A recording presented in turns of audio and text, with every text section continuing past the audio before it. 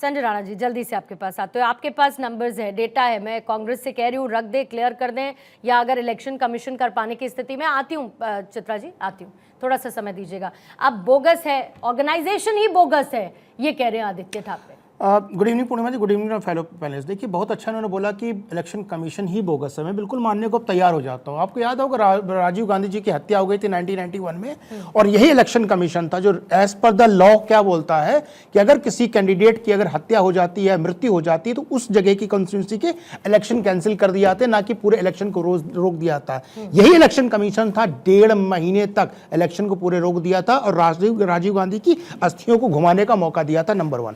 Number 2, यही election commission TN Seshan और MS Gill नाम के 2 chief election commission Congress party join कर लेते हैं, और किस तरह कांग्रेस ज्वाइन करते हैं और क्या क्या पद उनको मिलता बताने की जरूरत नहीं है, तो अपने गिरबान में झांक करें। अब आते हैं आंकड़े पे। जो टोटल वोटर है वहां का, वो तकरीबन 9,53 लाख है, जो महाराष्ट्र का है। टोटल पॉपुलेशन महाराष्ट्र की तकरीबन 12.63 लाख है। अब ये बताइए 66.05% अगर वोटिंग होती है तो तकरीबन 26% वोट जो भारतीय जनता पार्टी को मिला था, उसके कैलकुलेट करें 1,70,02,000 वोट मिले थे।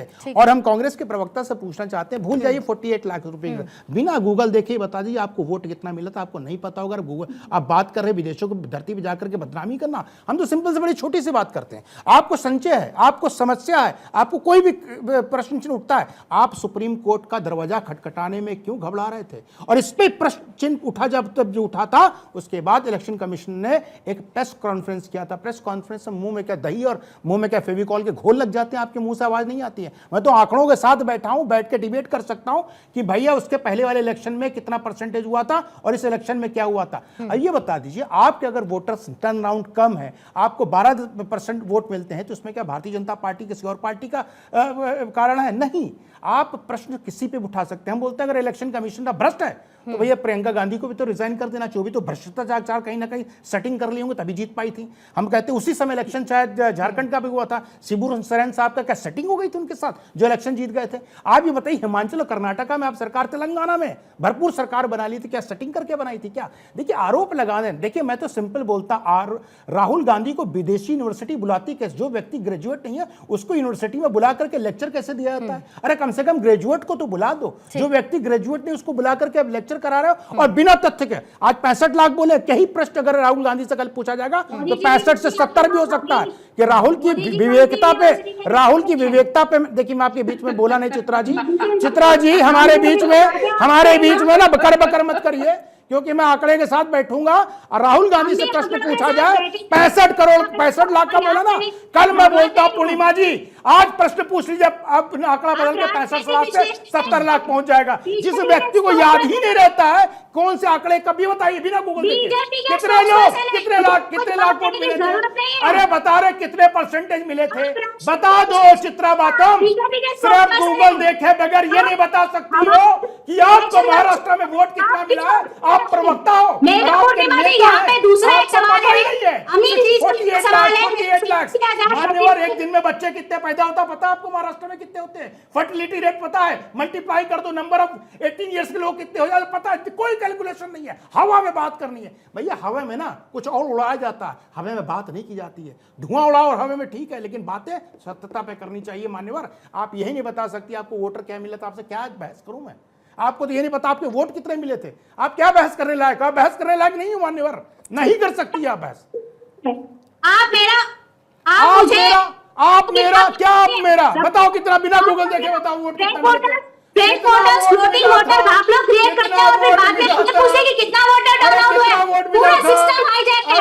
यहाँ पे मैं मिस्टर अमीन से मैं ये पूछना चाहूंगी कि अगर आप बीएलओस की बात करते हैं और 40 लाख वोटर रजिस्ट्रेशन बीएलओस ने किए थे, तो जीडी में 7,000 वोटर रजिस्ट्रेशन हुए थे, तो उस बीएलओ को तो बेस्ट परफॉर्मेंस का अवार्ड मिलना चाहिए। जैसे नेता लेकिन ठीक है चित्रा जी एक सेकंड, चित्रा जी एक सेकंड, मैं मुझे एक्चुअली चित्रा जी थोड़ा सा कूल डाउन चित्रा जी।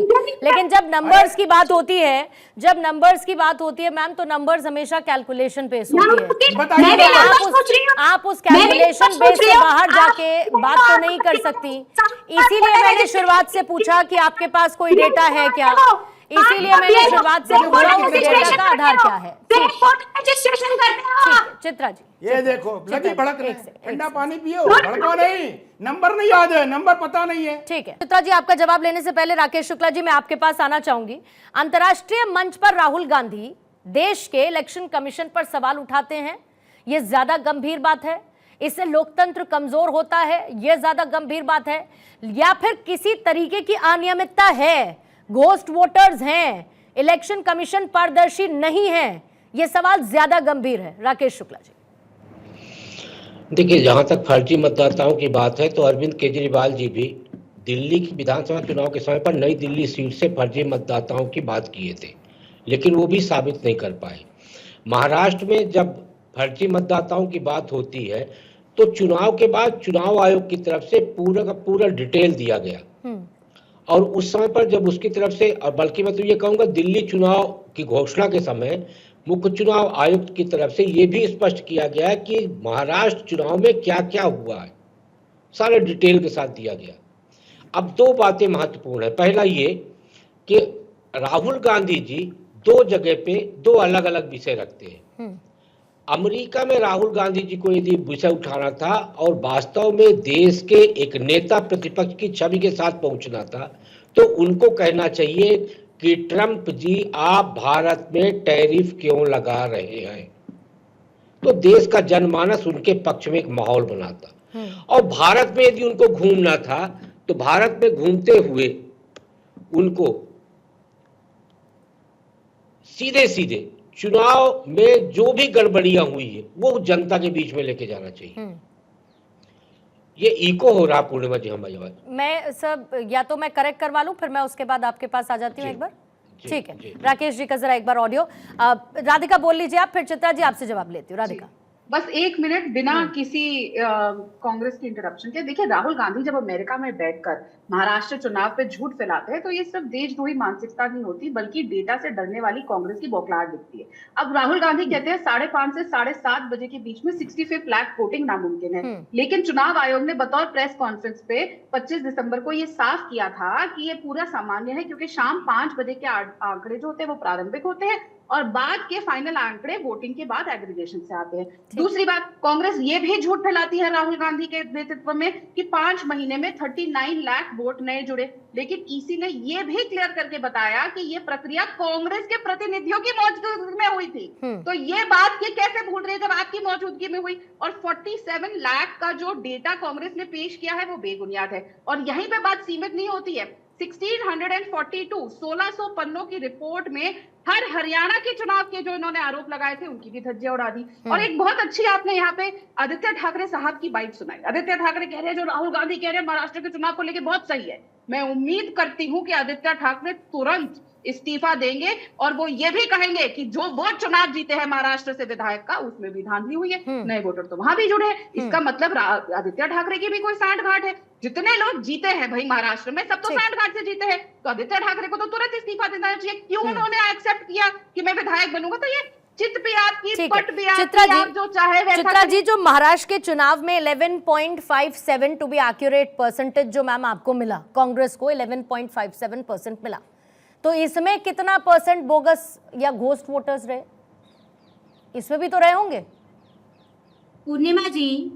पूर्णिमा जी, ये आंकड़े देने का काम हमारा नहीं है। ये आंकड़ों के ऊपर स्पष्टीकरण करने का काम इलेक्शन कमीशन का है। मैम, मैं ये कह रही हूँ कि अगर बीजेपी के लिए नहीं, सुनिए ना, मेरी बात मैम, बहुत सिंपल कैलकुलेशन है। सुनिए ना मैम, सुनिए मेरी बात। चित्रा जी, चित्रा जी, बहुत सिंपल कैलकुलेशन है। चित्रा जी, बहुत सिंपल कैलकुलेशन है मैम, सिंपल कैलकुलेशन है। सुनिए ना, आप मुझे मेरी बात नहीं रखने देंगी। सिंपल कैलकुलेशन है। आप मुझे मेरी बात चित्रा जी, सिंपल कैलकुलेशन है। 11.57% आपको मिला। क्या उसमें घोस्ट वोटर्स थे? क्या उद्धव ठाकरे की पार्टी को 10.41% मिला? क्या उसमें घोस्ट वोटर्स थे? क्या एनसीपी शरद को 11.31 मिला? क्या उसमें भी घोस्ट वोटर्स थे, फर्जी वोटर्स की संख्या उसमें भी थी, या फिर बाकी जितनों को मिला? मैं कहती हूँ आप बीजेपी की बात कर रही है ना, आप शिंदे की बात कर रही हैं, मैं जवाब दूं? है ना? तो मैं पूछ रही हूँ कि आप में भी तो होंगे फिर घोस्ट वोटर्स। मैं जवाब दे दूं? जी, मैं जवाब दे याद दूं? करके आती हैं, भूल अभी मैं जाती हैं, जवाब अभी दे तो दूं? रोक देती हैं, भूल जाती हैं लाइन ना, कैसे अभी मैं रखना है। जवाब दे दूं? दीजिए कि दीजिए, नहीं? बोलिए आप लोग- बोलिए चित्रा जी बोलिए, फिर राकेश जी फौरन आपके पास आ रहे हैं।